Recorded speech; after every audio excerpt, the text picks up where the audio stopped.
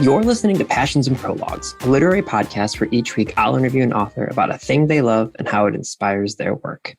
I'm your host, Adam Sokol, and if this is your first time listening, thanks so much for joining. If you've been here for a while, so glad to have you back.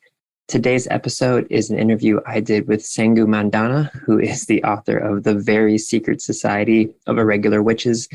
It came out in late August. It's a very buzzy book on TikTok. A lot of the people that I follow in the book talk world have been talking about it all autumn long, and you can absolutely understand why when you read it. It's just, it is so fun. I really, really loved reading this book. It is a perfect, warm, uplifting story. There's a witch who's kind of all alone and has this opportunity to embrace this sort of found family that they have, and there's love and all sorts of stuff. This time of year, love any type of book about a witch, but especially one that is cozy and just wraps you up like a warm blanket. So we talk about that in the second half of this episode, because the first half of the episode, what Sangu and I talk about is old computer games that we both enjoyed growing up. This was a blast from the past. We talk about different soothing video games that Sangu uses now to kind of relax and unwind at the end of the day.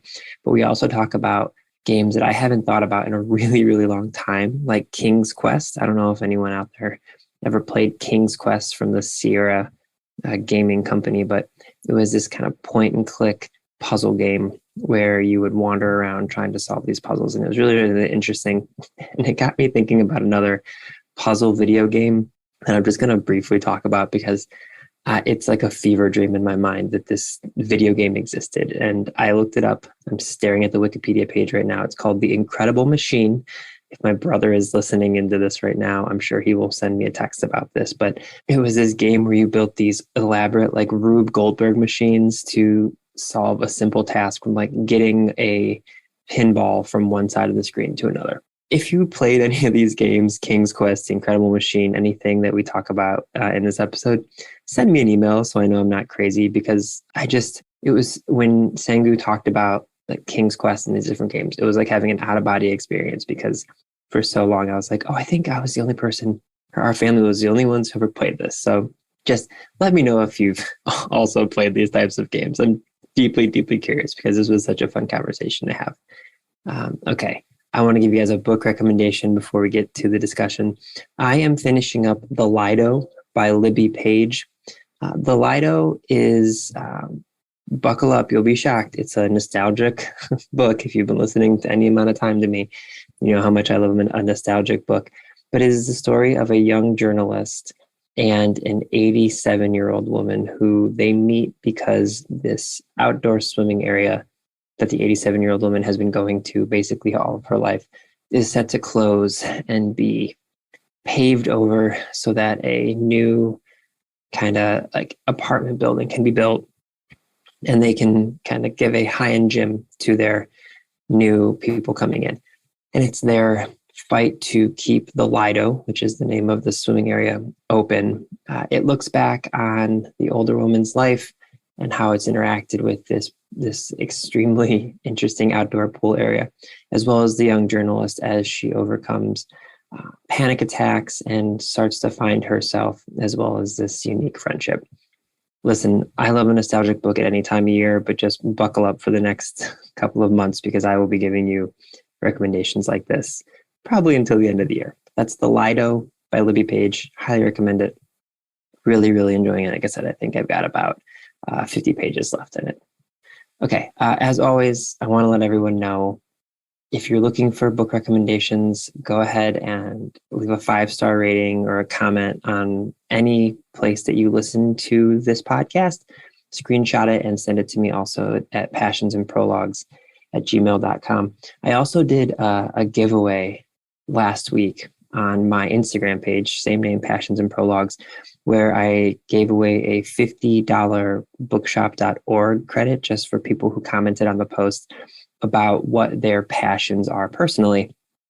I really, really liked it. It was a lot of fun responses. So I think I'm going to start doing that on the podcast as well. So email me the things you're passionate about, and I'll pick a random winner once a month, and I'm going to send out a bookshop.org gift card to somebody at random who sends me in what their passions are. I want to hear from all of you. We've been doing this podcast for a little while now, and I'm interested to hear the things that you're passionate about. So again, shoot me an email either for book recommendations or let me know what your passions are at passionsandprologues@gmail.com, and I will pick a winner and announce it once a month and send you a bookshop.org gift card. Okay, that's all the housekeeping. That's all the fun stuff we're going to be doing. Oh, actually, one last thing. Be on the lookout this weekend. I've got a bonus episode for you with a very special guest, and we're doing something just a little bit different. So speaking of book recommendations, if you're looking for some additional books to check out this end of year season, be sure to check out your podcast app, because this weekend there's going to be a very special book recommendation episode coming on your feed. Okay, that is everything. I am so excited for you to hear this discussion with Sangu Mandanna, the author of The Very Secret Society of Irregular Witches, on Passions and Prologues.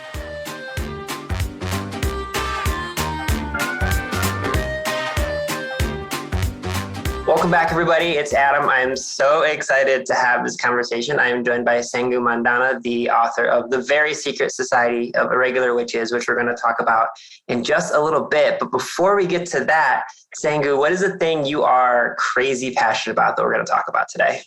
So, there's lots of things, but I feel like, books is an obvious answer. but I think that, the other thing that I love to do that has nothing whatsoever to do with my work is play video games. Mm-hmm.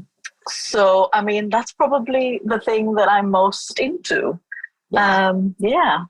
We can definitely play it in this space. So first question, do you remember, and I feel like, apologies in advance, I feel like this is going to age both of us by our answers, but do you remember the video games you grew up with, or the first time you were playing a video game? What was that first experience or the first game that you were like, oh my goodness, I am obsessed with this? Ooh. So this is hard, right? Because, time and all that. But I'm 34, so when I was a kid, the video games were fairly rudimentary in comparison to what they are now. And I feel like my first exposure to electronic games was a Tamagotchi. Yeah. Which, I don't know, does that count as a game? I feel like it must, even though at the time you took it very seriously. I remember that, I think everybody has this Tamagotchi story, but just being so annoyed by its incessant needs. It's oh God. And yet somehow loving it in spite of that. But on a more traditional kind of thing, I think my dad used to play a lot of PC games. So really, I think I first started playing them just kind of sitting next to him at the big, bulky, desktop with the really bad graphics. Though saying that, looking back now, there are probably some games that would still hold up pretty well. Mm-hmm. I know that we made our way through all of the King's Quest games. I was literally, the first thing I was going to say was when you said PC games, I remember vividly playing the King's Quest games. I'm sorry, keep going. I don't want to cut you off, but that was no. in my mind.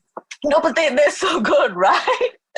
My eternal sadness is that they haven't remade them for the Xbox or the Switch. Just imagine being able to just walk around with your King's Quest games. Yeah, so I played most of them alongside my dad, who made his way through them. And I remember he was such a methodical gamer. He would make notes. Mm-hmm. He would write down this is this many screens to get past the desert. Oh God, King's Quest 5 and that eternal desert. Mm-hmm. was and I think the first one I played all by myself was King's Quest 7, which was, I think even now the graphics would hold up okay. And the story was just, even now, I love that. It's still, I don't know if it's nostalgia or if it is just that good, but I still love that game.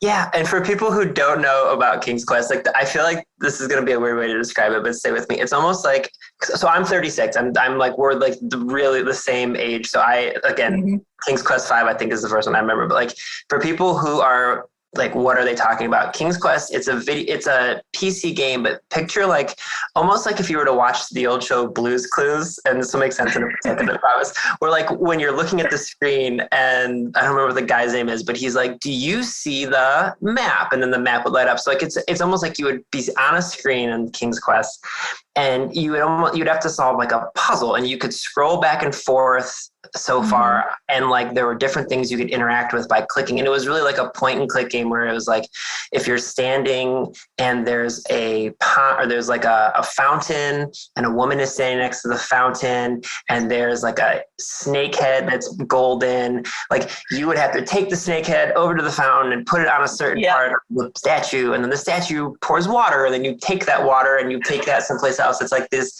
series of puzzles. And it is so like, honestly, you saying your dad was methodical about it, I feel like that's the only way you could ever beat those. I mean, I do think so, because I remember that when I played King's Quest 7 by myself, which was almost exactly like that, where it was a series of, you didn't get hints. You just kind of, maybe occasionally something would sparkle on the screen to suggest that you should pay attention to it. But otherwise, you just kind of had to explore. It was really, like you said, try everything. And it had a really deep kind of RPG storyline. And I just loved it. I loved those games. I mean, there were a few others, but those are the ones that really stick in my head, because I think they were really like, they came out and were, progressing during the formative years of my childhood. And yeah, I mean, I just think such a shame that they don't that they haven't. But I think Sierra, who made them, have kind of gone defunct. Yeah, I think so. And actually, randomly, there is a very popular YouTube channel that people may be familiar with called Game Grumps. And it's these two guys who they play video games, and it's like a comedy. It's basically like a comedy YouTube channel, but they play video games and they talk through the video games. And sometimes they'll do big, long playthroughs of like the Legends of Zelda, like the Breath of the Wild, the Legends of Zelda game. And it'll be like, 50 episodes long where they do the whole thing. But then other times it'll just be one of them playing a game just for a couple episodes. And one of them was, they randomly did one of the King's Quest. This was like a couple weeks ago. They did one of the King's Quest. And I remember like when the guy was like, I don't know if anyone's going to know what this is. And like, and it flashed on the screen, and I was like, oh my God, this is the greatest moment. And there is something about, especially like, so like we're similar ages, and it was, when I was playing those games, it was before even like AOL Instant Messenger existed or anything. And so I remember like I would have sleepovers with my friends who lived close to me, and we would just spend hours and hours. Like you said, there were no like hints or guides. You were just clicking through. Or if we were playing like one of the first World of Warcrafts, and it wasn't like the online connected version, you were just like playing a quote unquote campaign where you had to like play.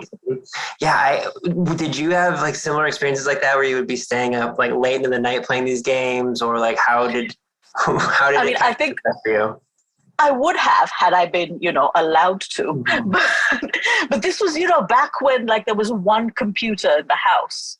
Like, we didn't all have screens then. We had, there was the one computer. It was in my parents' room. So if I wanted to play games, I had to do it at a time that was convenient for them, which, in hindsight was healthy, I imagine. But I mean, I remember that when I would get into a game, even when I wasn't playing it, I would be like working out the puzzles in a notebook, or thinking about like what might happen next. Or I remember playing, again, I played this with my dad, but we were playing it together. So we were both kind of at the same point. Neither of us knew what was going to happen. And it was called The Last Express. I mean, it was effectively like a remake of The Murder on the Orient Express. Except it was a game, and you were a man who gets on board this train at the last minute because a friend has asked you for help. And as soon as you walk into like your friend's compartment, there he is, dead. and you have to figure out who killed him. And there's like this incredibly colorful cast of suspects on the train.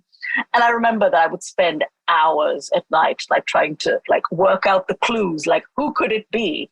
Not once did we actually guess the answer, just so you know. And, you know, again, another game that I haven't played in ages. So I don't actually know if it's still a game you can play now. But I do remember that, you know, just getting into a story and getting wrapped up in these fictional characters in the same way that I guess when you get really into a book, except you have that extra element of the interactivity. With some games, you can almost choose the way the story goes. I mean, obviously, with all games, there is a certain like limit to how much you can decide. But I think that those early games kind of set me up for the fact that even now, when I want to unwind a little bit, I will pick up the Switch and play something. Depending on my mood, it might be, often it's something cozy and, you know, laid back, Stardew Valley, Animal Crossing, just the usuals. But sometimes it's like, I mean, I will say that my absolute favorite game of the last few years is Fire Emblem Three Houses. And it's just like, I mean, I don't think anyone needs an introduction to that. I think everybody knows. But yeah, it's just incredible. Just the storytelling, the voice acting, just all of it. Yeah, and that's the thing. Like I was smiling at the beginning when you were like, well, you know, this really has nothing to do with books when you first mentioned video games, but in reality, like especially more recent video games, there was one that came out a few years ago at this point called Hades. I don't know if you played Hades at all. For people who aren't familiar, it's this like calling it repetitive. It's called a roguelike game, and it's just like you play these different dungeons over and over and over, and they slightly change, but it's all of the different Greek goddesses and gods, and like it's this interwoven story. And I remember I talked to Erin Morgenstern, who wrote The Starless Sea and The Night Circus, and we were talking about this. She loves Hades, and she's also a huge gamer. And if for anyone who has read The Starless Sea, like there's a lot of gaming, not like directly, but interwoven, because exactly what you said, it's like there are all these games where even though there is some sort of a through line, you have to eventually get to the end. A lot of these games, like I remember the first one I played that was like, this was Fable. Like it let you make your own choices, and you could determine if the character was good or bad or magical or a farmer or these different things. And so like, you know, you mentioning even like, you know, you were saying like the typical ones like, you know, Stardew Valley and Animal Crossing, even those, you as the player, like you're making deliberate choices. So even if it's like you said, to kind of calm you, I know that everyone uses those two games specifically to like wind down. I imagine it does have like a little bit of a connective tissue to your writing brain too, right? Like it's how you're picking and choosing. I think so. Yeah. I mean, absolutely. I mean, I don't think there's any doubt that there is something there that like that triggers the same creative impulse. I think like, yeah, I mean, I don't know that I've ever been directly inspired by a game, but I do know that when I write my books, especially The Very Secret Society of Irregular Witches, this most recent one, I was inspired by the sort of cozy, welcoming vibes of settings like the ones in Animal Crossing and Stardew Valley, where everyone is nice, everyone accepts you as you are.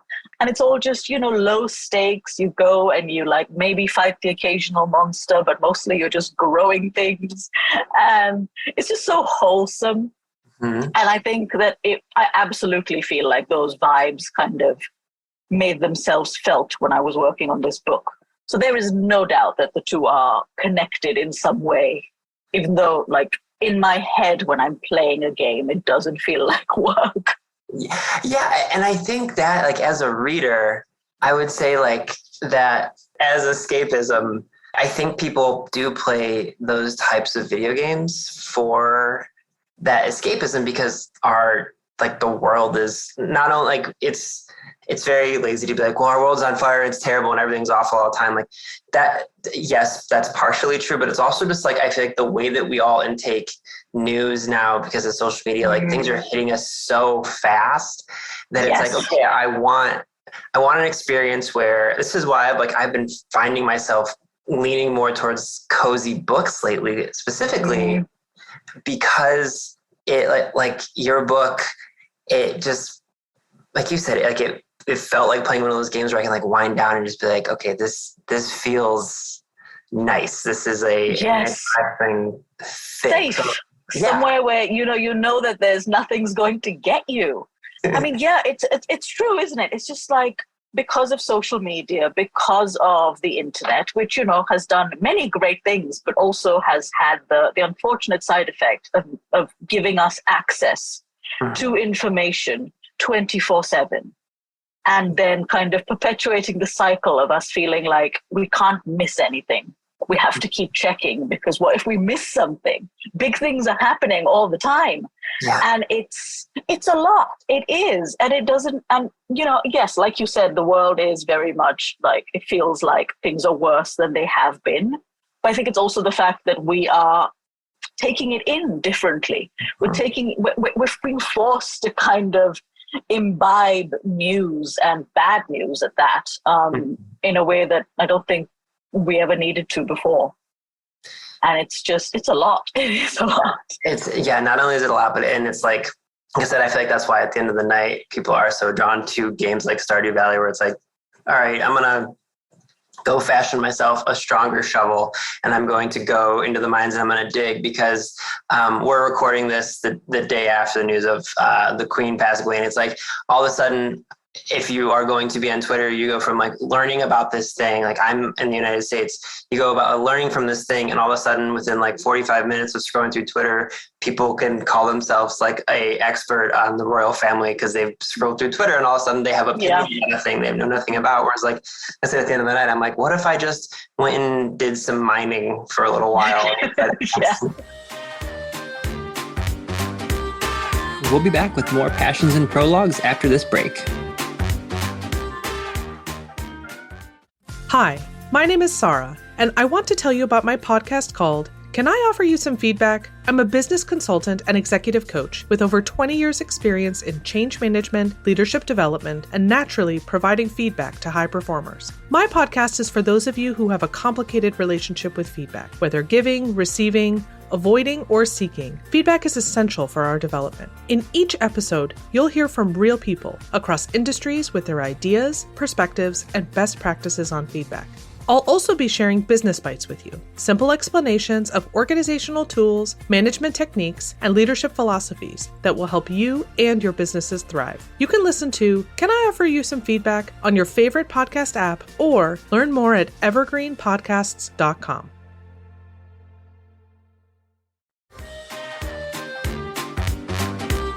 And now, back to Passions and Prologues.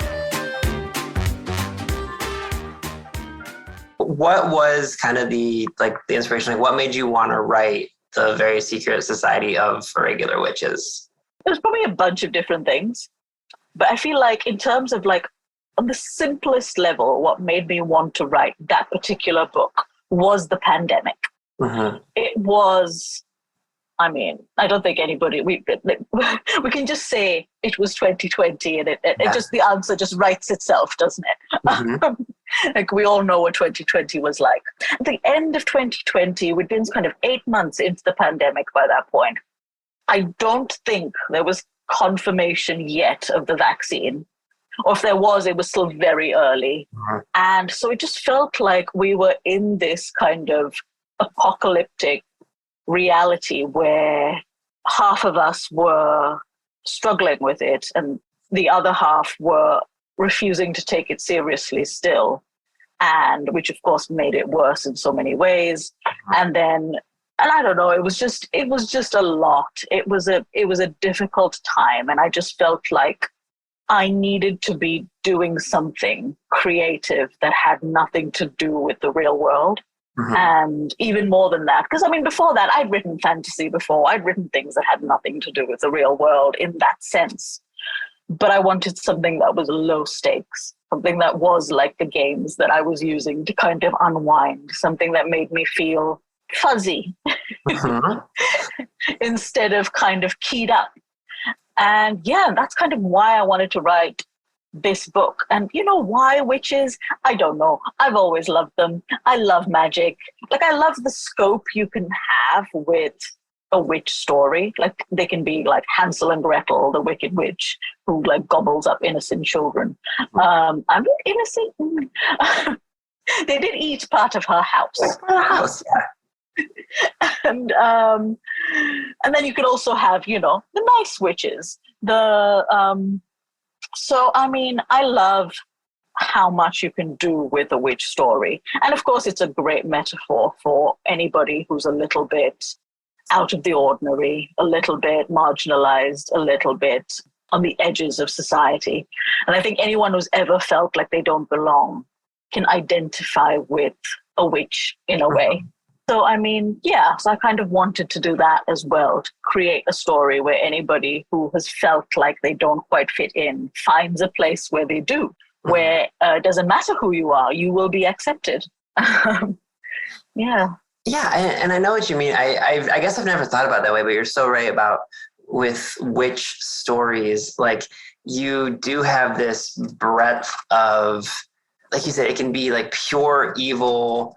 It can be like all powerful, or it can be like compare your witches like to the Alice Hoffman, like practical magic witches, where it's like not directly like, oh, they flick their wand or they make a potion and someone. It's like, no, it's like connected to the earth and like nature, different things, and it's just like they just approach the world a different way. And you were talking about the pandemic and how this, you know, it was a little like escapism for you, but at the same time, like your main character does, you know, is it Mika or Micah? I pronounced it Mika in my brain. Mika.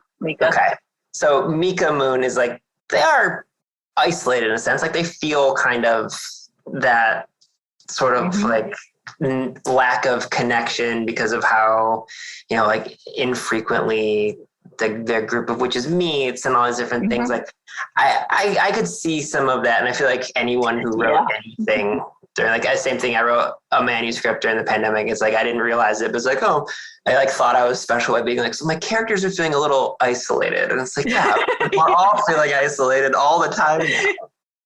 Yeah, I mean, I think that, yes, in spite of needing that escapism, it was impossible to not let some of the real feelings. I mean, I suppose in a way it was a good thing, because it was also a way to process those feelings of isolation and loneliness. I mean, I was lucky, I think, compared to a lot of people, because I was in lockdowns with my husband and my children. So I was never really alone. Which, you know, in some ways, I kind of wished I was. But, you know, so I was lucky. I did have that connection. But I think you don't realize how much we rely on a lot more, far more connections than that until you don't have them.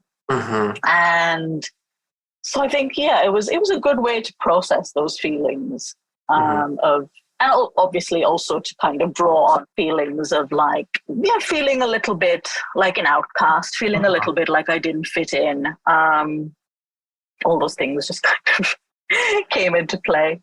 Yeah. So along those lines, can you give our listeners a little bit of like an elevator pitch of the book itself? We talked about like what inspired it, but maybe just a little bit of like what they can expect when they crack the book and start reading the story. Yeah, I mean, so what I hope readers will get out of it is a kind of warm, cozy fantasy about a lonely witch who is effectively roped into becoming the magical tutor to 3 unruly witch children. And in doing so, she kind of discovers a place where she belongs. She finds a family she's never had before. And she falls in love. And, you know, the stakes don't get higher than that. Yeah, and it's so, like I said, it's so good. To me, it's like a perfect book for me, like reading at the end of the night. Like I said, like it literally did feel like that unwinding that I like to do by, like I said, playing video games. Like it's that exact same thing where like I'm laying in bed with my dog. I'm like, it's like nice unwinding. Like it's exactly the type of story where it's and it's, getting a little cooler when we're recording it here in the States for me. So it's like, feels like that fall type of a vibe. And do you have, and this could be for video games or books, but do you find yourself being like a cyclical video game player or reader? Like I know a lot of people will read like more fantasy in the winter and, types of stuff like that. Do you do that with either video games or books? No, I don't think so. I think I'm more of a mood reader. So although, yes, sometimes I will find that I am, that my mood is obviously affected by whatever the weather is. But for the most part, it's what do I need right now? So do I need something that's like a cozy fantasy? Do I want something that's like epic and, adrenaline? But this is with both games and books. I mean, when I played Fire Emblem, it's like some parts of it are a little bit cozy, but it's mostly quite epic.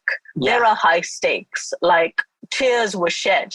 But it was still something that I was just absolutely obsessed with. Like I played it for hours and hours. And then as soon as I was done, I went and did another one of the stories. And I still play it now, even though this was like I first played it a little while ago. And I'm one of those people who very unfortunately remembers everything. So I know some people can read a book or play a game and then a few months later they've forgotten most of it. And I wish I was like that. Yeah. But I do unfortunately remember things. But even so, I still get a lot of pleasure from repeating things that I know, where I know what to expect. I'm still kind of making my way through The Witcher 3. And I mean, I love it, but it is a lot. It is a dense and lots of adrenaline. So again, I need to be in the right mood. And also I need to be able to sink the time in, which is hard to do. I mean, it's not like Stardew where you can pick it up for half an hour and then put it back down. Yeah, and I remember I don't know. I mean, I think it is very much the mood. I remember being sometimes, and there's just nothing quite like the feeling of finding the exact thing you need at that moment. I remember feeling that with Fantasy Life on the 3DS. Again, another game that for some reason nobody has remade.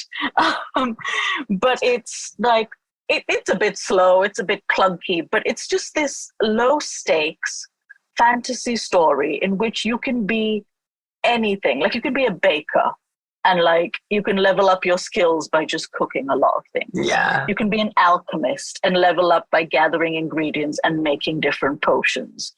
And there is a story, but mostly it's just a fantasy life. You're in a fantasy kingdom and you choose the life you want to live. And I remember that was exactly what I needed when I discovered it. And it's just the best feeling. I get that with books too sometimes. And especially now, I think, with so many people moving towards cozier fantasy, it's become a real kind of subgenre. And I think it's been great to be able to just go on TikTok and you can find 8 different recommendations for cozy fantasy. And I'm yes, I will read them all. I know what you mean about that. I was mentioning Zelda, Breath of the Wild. I feel like I did that same thing where obviously there's a massive game there, but I also would sometimes I would log on and I'd be I'm just going to climb this side of this mountain for an hour and see what's up here and jump off of it. And I know exactly what you mean. And the other thing I think I love about video games from when we were kids is I remember going to Blockbuster, a place where you would, rent video games. And because the internet didn't exist in the way it did, you would just discover stuff that you knew nothing about because we were kids. And I remember the first time, thinking about Fire Emblem and action / role playing type games. It was Mario RPG. I don't know if you ever played. Yeah. I remember discovering that and being what is this weird game? Who are these weird? Yeah.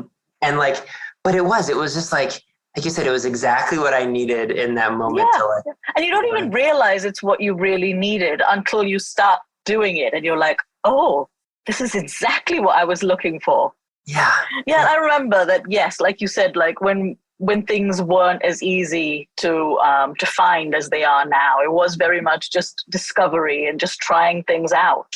Yeah. And I remember that, they say that you shouldn't judge things by their cover, but I remember that if the cover art of a game was incredible, there was a good chance I was going to try that game. Oh, yeah. And not only that, like I remember when we were like really, really young, like I first discovered like Mega Man. I don't know if you ever played like the Mega Man games, but like the best was when, and people who are a little bit younger listening will have no idea what we're talking about. Like there would be cover art that looked nothing like the game. Nope. It had nothing to do. Honestly, I will put a link in the show notes for people just so they can see the original Mega Man like cover. It's this like real human being with like these like power packs on, and then you open it up and there's this little sprite with this little like shooter on his hand. But it was such a good game. But you're absolutely right. Like people who say don't judge something by its cover, whether it's a book or a video game, like that's just, we're going to, like, honestly. Yeah, we are absolutely going to. And the thing is, it doesn't necessarily mean that we will find that it matches up. I mean, they still do it though. Like I've been scrolling through the Switch, like the store, and I will see like little thumbnails with incredible art, and I open it up to see what the game is about, and it's like, oh, this little sprite on a platformer. I'm like, oh. That's a bit deceptive, isn't it? Like, I mean, it's not to say that I don't enjoy playing these games. It's just that when I see the art, I just expect it to be like that. But yeah, so we do judge things by their covers. But you're right about it. But it's the same about books too, because like when people see the cover of your new book, like I think there's this way that with book jackets, they're designed in such a way where like they'll see yours in the book, oh, this is like a cozy fantasy type of a book. Like it has that look, but then it goes a step further with the art where it's like it has to instantly show you like the type of genre. And this is happening with like, it's like a mystery or thriller. It's going to be like dark black with like thin writing, and it's going to be like, or it's going to be probably have a house with one lit window. That exactly, kind of yeah. Or if it's like a young adult romance like that, there's that new like almost like not cartoon but like graphic-y look where it's like not an actual person. And but what they have to do is they have to show you, like, I love the cover of your book because it shows you like, okay, it's kind of like a cozy type fantasy, but also catches your attention. Like it has to do both things. Yes, it is a very hard thing to do. Like I am very glad I'm not in charge of covers because it is not in my skill set. It is an incredible marketing feat when you think about it. Like, I mean, I know that lots of authors, like we all want to love our covers, and I loved mine, but I do know that there can be times when the cover isn't what you hoped it would be. But I feel like even in those cases that you kind of need to trust that the person who designed it knows what they're doing. Yeah. Unless of course you have experience in marketing, but I do not have experience in marketing or covers. So I just trust that people know what they're doing because it is an incredibly difficult thing. Yeah, absolutely. Okay, so 2 more questions for you. One is one that I ask everybody, but the other one, and you might not have an answer, and this is like a terrible question, but do you have a favorite video game of all time? Oh, you mean there? I know. I'm sorry. I know. I'm just like, I feel like this is like an impossible question, or like one that. I mean, it's really hard to do of all time because, like, how would I measure that? Is it a game that I still play? Because obviously there are games that are inaccessible now that I did love, or is it like a game that? So I mean, I don't know, probably like a tie between King's Quest VII because it was the first game that I really played by myself properly, or like Fire Emblem because it's the game I've put the most hours into, or Stardew because it's the one that I just come back. I don't know. These are all fair answers. I put you on the spot with a literally impossible question. It's hard. It's the same thing when people ask me what my favorite book is. I just forget books exist altogether. Just like, book. Oh my God.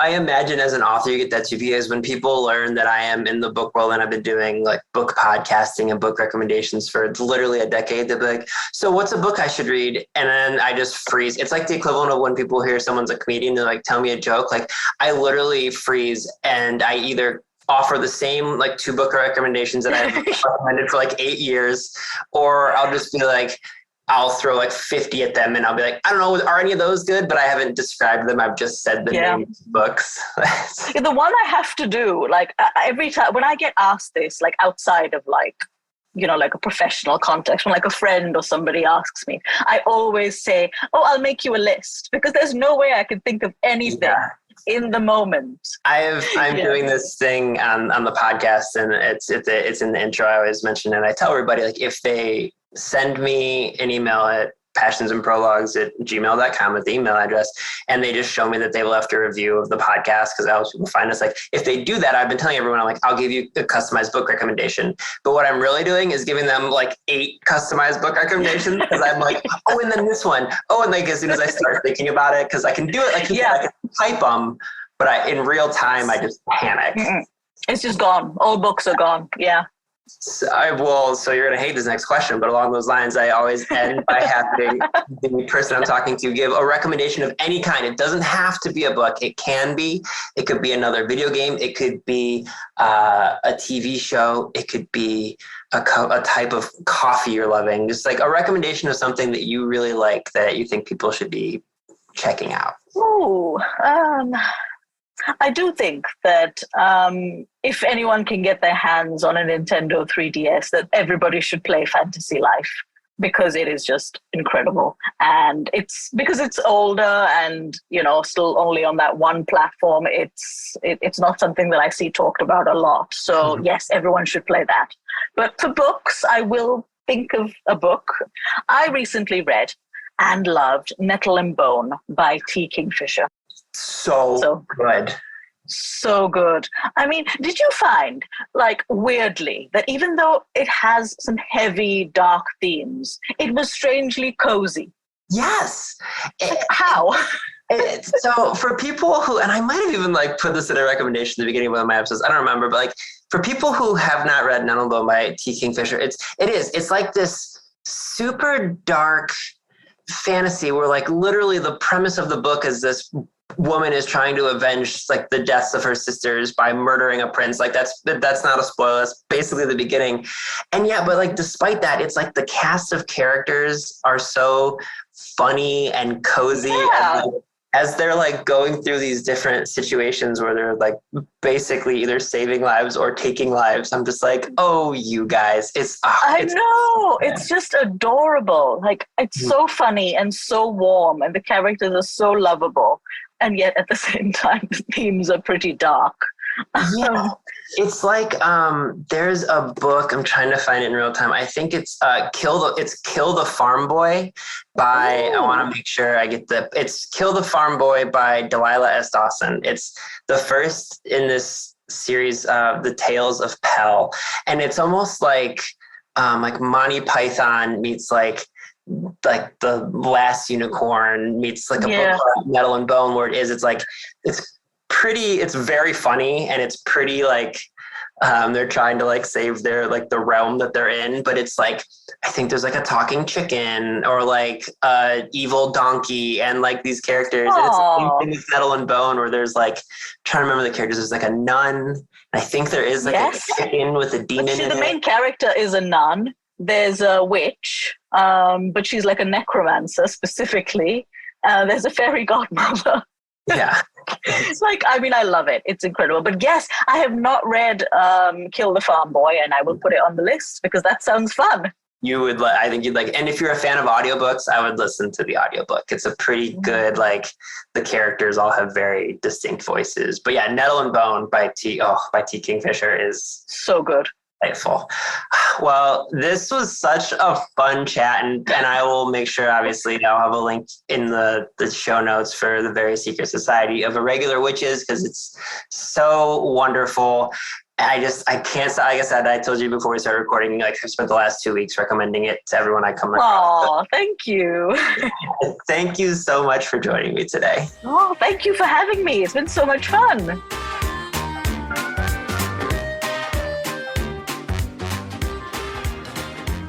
Passions and Prologues is proud to be an evergreen podcast and was created by Adam Sokol. It was produced by Adam Sokol and Sean Rohl Hoffman. And if you are interested in this podcast and any other evergreen podcast, you can go to evergreenpodcast.com to discover all the different stories we have to tell.